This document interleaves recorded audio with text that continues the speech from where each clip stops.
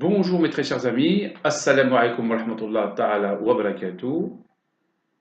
Eh bien nous allons continuer la série Inspiration spirituelle. Nous sommes, je pense, à la 11e partie.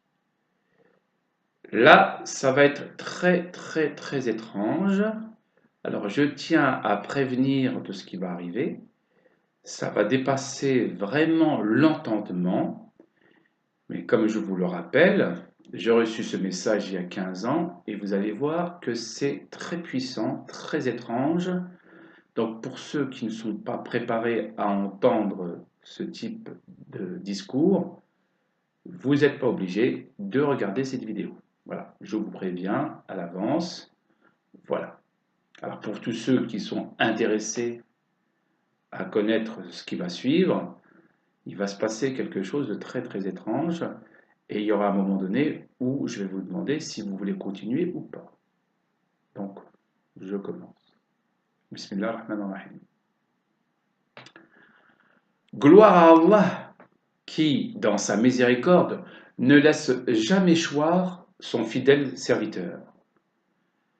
Quand il lui arrive que son cœur vacille entre le bien et le mal, Allah tente toujours de le mener vers ce qui est le meilleur.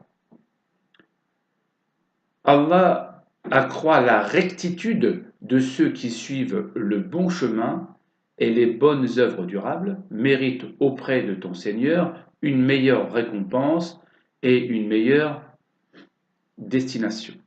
Sourate 19, Marie, verset 76. Il arrive parfois qu'un croyant ne parvienne pas à résister à ce que lui dictent ses passions.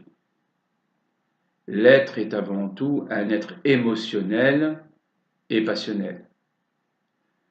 Mais quand ces passions prennent le pas sur sa volonté, peut-on parler d'une personne libre? C'est elle qui, en optant pour ce choix, se retrouve dans une situation où la raison n'a plus sa place. Pardon. Pour celles et ceux qui préfèrent que la raison soit avant tout un moyen pour se rapprocher d'Allah, celles et celui-ci auront compris qu'Allah ne se rapproche de lui que par la science. Peu de science t'éloigne d'Allah, beaucoup de science t'y rapproche.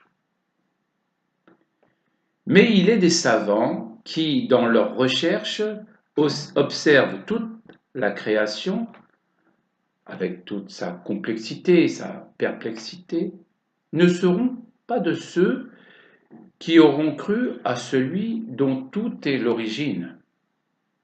Et pourtant, ils ne font qu'observer ce que nous voulons qu'ils observent. Ne se sont-ils jamais posés un moment et dire « je ne fais qu'observer » sans toutefois agir, je ne fais qu'observer de façon stérile. Puis-je créer quoi que ce soit? Non. Bien qu'au fond d'eux-mêmes, ils s'interrogent, qu'ils demeurent impuissants à créer ne serait-ce un grain de moutarde, ils ne voudront pas le reconnaître, car ce qui les habite, c'est l'orgueil. Ils trompent les incrédules qui boivent dans la même coupe, celle de l'ignorance et de l'ingratitude.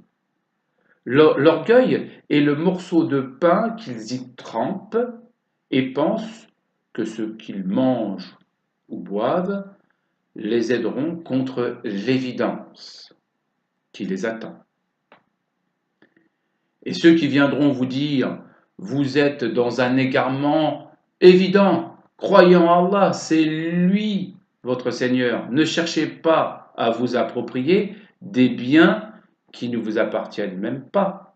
Soyez de ceux qui, en contemplant les étoiles, les planètes, les galaxies, la Terre, tout l'écosystème, le ciel sans fissure, et le secret de votre propre humanité se rapproche d'Allah, le louent et continue à méditer sur ces signes.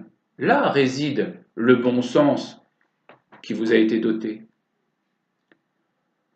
Quant à celui qui n'aura que servi ses passions, l'aveuglant au point de ne plus reconnaître les bienfaits de son Seigneur, qu'il aura préféré suivre les diables qui, de chaque côté, auront été des compagnons durant sa vie, et qui n'aura jamais cherché à se repentir, malheur à lui, le jour du regret.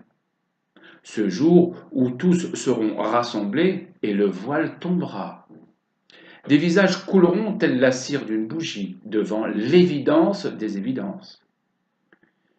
Ils ne pourront ni fuir ni se cacher. Ils seront comme paralysés, tels, souvenez-vous d'Adam, à qui nous lui avions pas encore pourvu du souffle. Mais à la différence, vous tous ici qui êtes réunis, vos corps n'étaient pas creux. Ne soyez pas inattentifs à ce que vous faites. Pensez-vous que vous avez le temps de vous amuser, tel l'enfant inconscient? En âge de maturité, vous devez veiller à ce que vous faites. Œuvrez à l'édifice de la plus belle des constructions.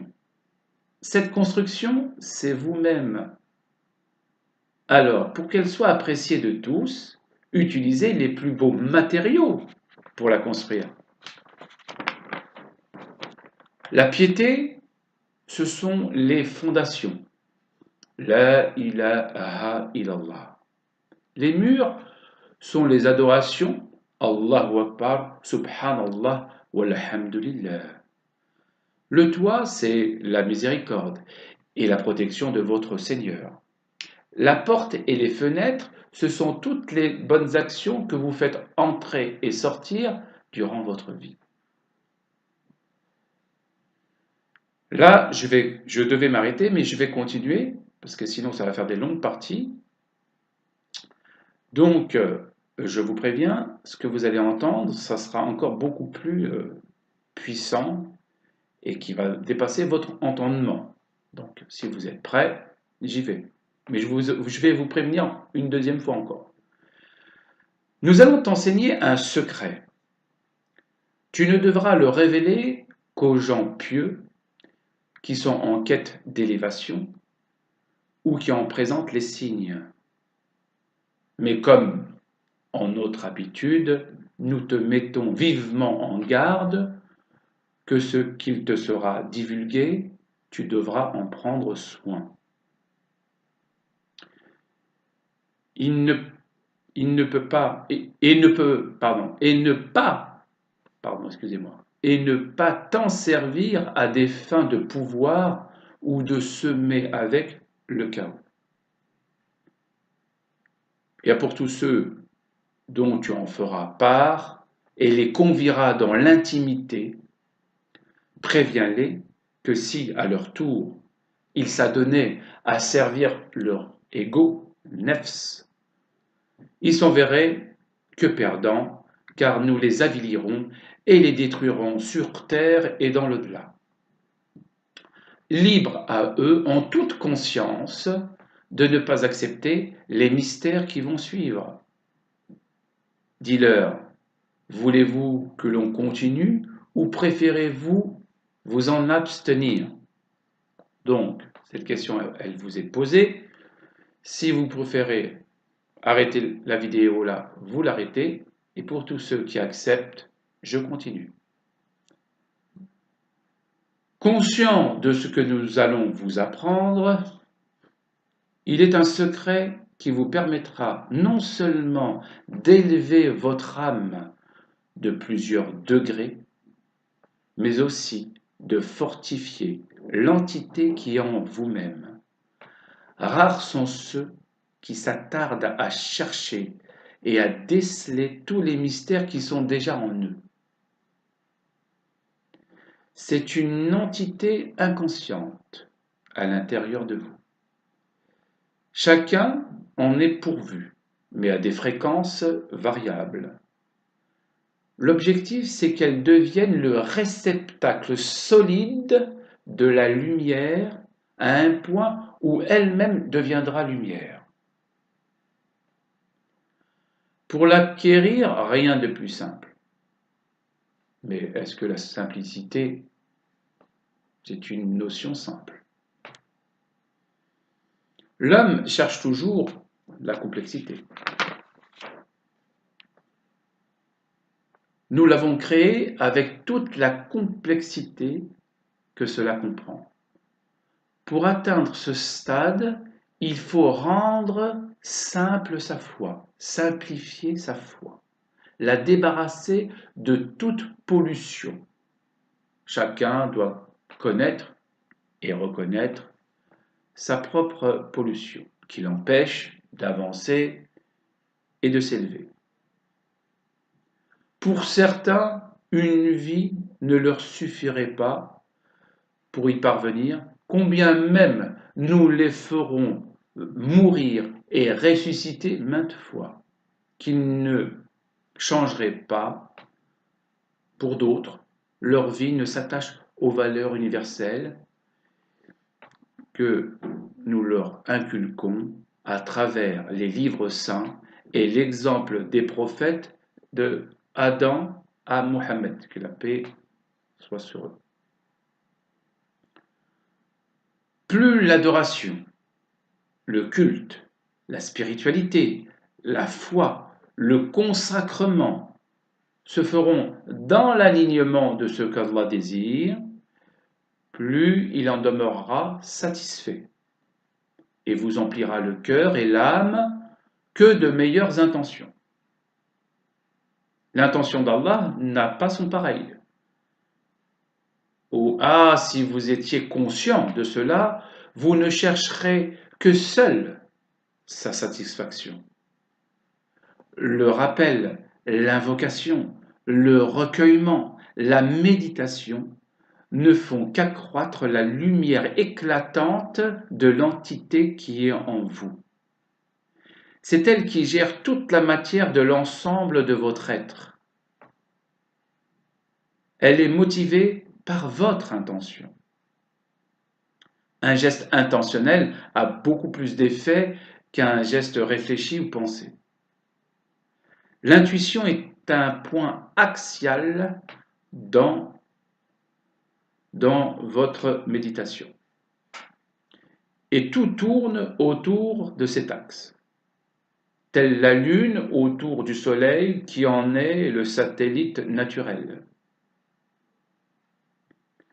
Si vous réfléchissez bien, tout a un axe sans quoi rien ne tiendrait.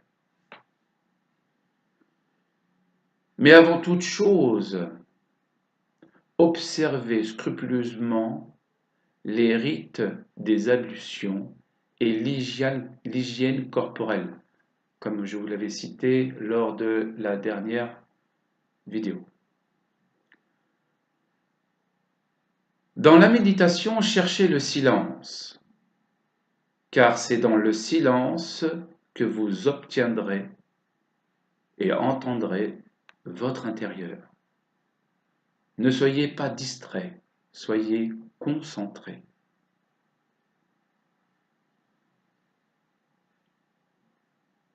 Essayez de ressentir la légèreté de votre corps.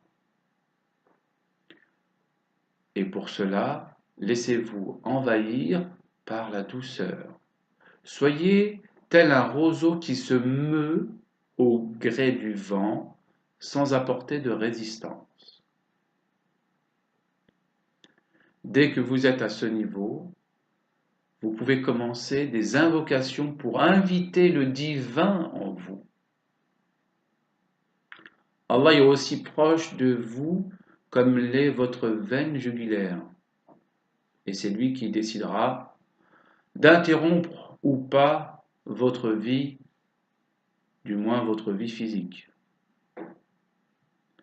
Ressentez le courant de lumière qui s'infiltre en vous par une respiration lente, calme et profonde. Une position assise est appropriée ou à genoux pour ceux qui arrivent, la position du corps doit être humble. Ne cherchez pas à vous grandir, mais plutôt à vous sentir très faible, dépourvu de toute force. Rien ne doit vous perturber. Abandonnez-vous complètement, ressentez vibrer l'être qui est en vous.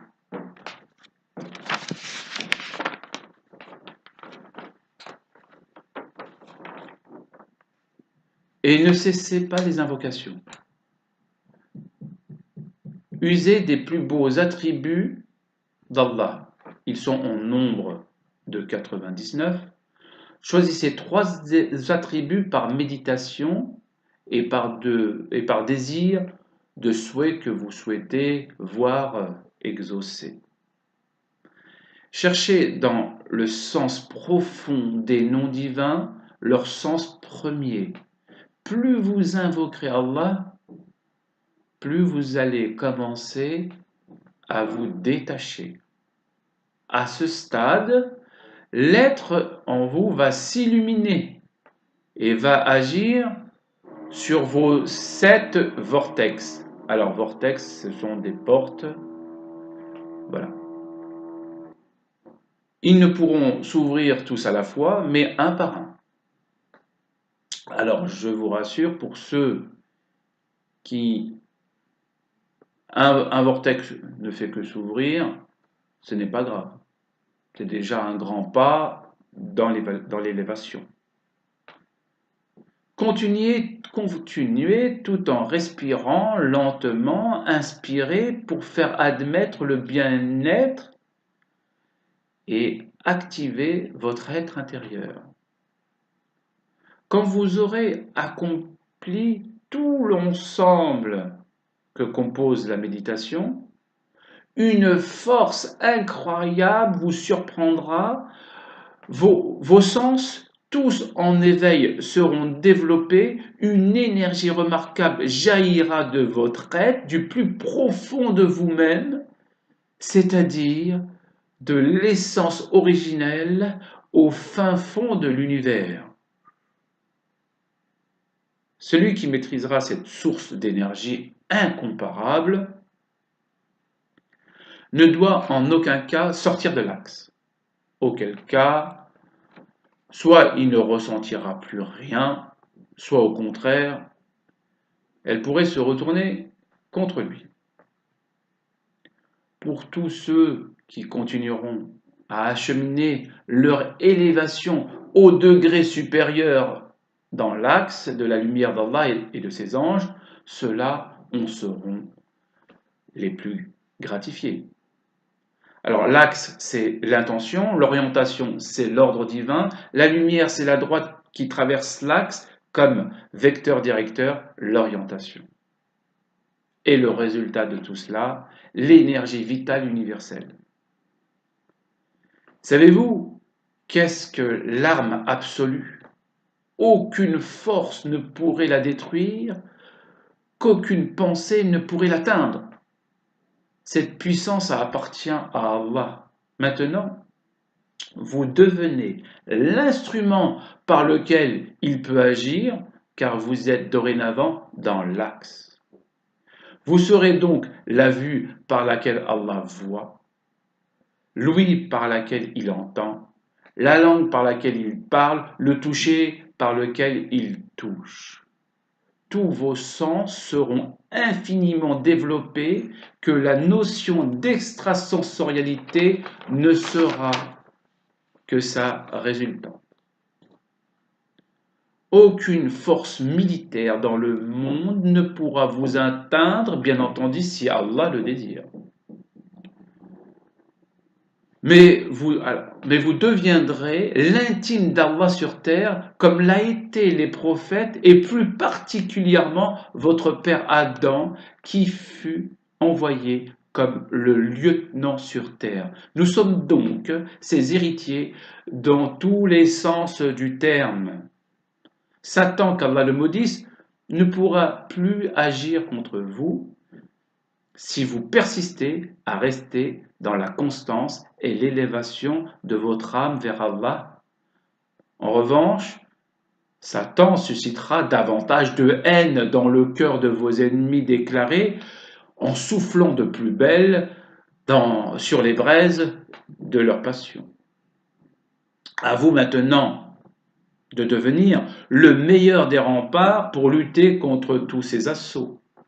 Reprenez la voie que nous a été tracée pour acheminer notre mission sur terre par l'orientation de chacun des prophètes et sans distinction, et de celui du sceau des prophètes, que la bénédiction et la paix soient sur eux tous. Plus que jamais, un retour ou une conscience à la source nous est indispensable pour pallier à tous les maux que rencontre le monde aujourd'hui. Soyez de plus en plus dans la ferveur de votre dévotion en un Dieu unique qui se tient aux aguets dès qu'il entend qu'on mentionne son nom. Quoi de plus gratifiant que de louer dans un lieu étranger à la fois? Quoi de plus beau et fort de l'invoquer dans les situations les plus inextricables? Allah aime quand sa créature, habitée par l'humilité, s'adresse à lui en reconnaissant ses faiblesses. Au nombre de péchés que le fidèle aura commis, commet et commettra, qu'il est plus que rassurant de savoir qu'Allah nous pardonne nos méfaits, quels qu'ils soient. Ce n'est pas à l'homme de décider ou pas s'il pense que la gravité de ses péchés l'empêchera d'obtenir la grâce et la miséricorde d'Allah. Mais c'est à Allah, notre Créateur, que revient ce droit. Donc, ne désespérez jamais de la miséricorde d'Allah qu'il a envers vous. Revenez sans cesse de vos déviances et louez Allah par le repentir. Et louez-le du plus profond de votre cœur d'être encore vivant pour vous amender et acquérir davantage de bienfaits pour pouvoir enfin mériter la demeure finale où tout ce que vous aurez acquis ici-bas, vous le retrouverez dans l'au-delà décuplé. Quant à ceux qui, dans leur vie, auront été de vils pécheurs et continuent à semer la corruption, le meurtre, la désobéissance, se verront avilis, sans aucune intercession ne leur sera accordée. Ils auront cru déjouer et traverser les mailles de par leur position de la justice humaine faillible, mais la justice d'Allah ne présente aucune faille. Tout est inscrit du berceau au tombeau.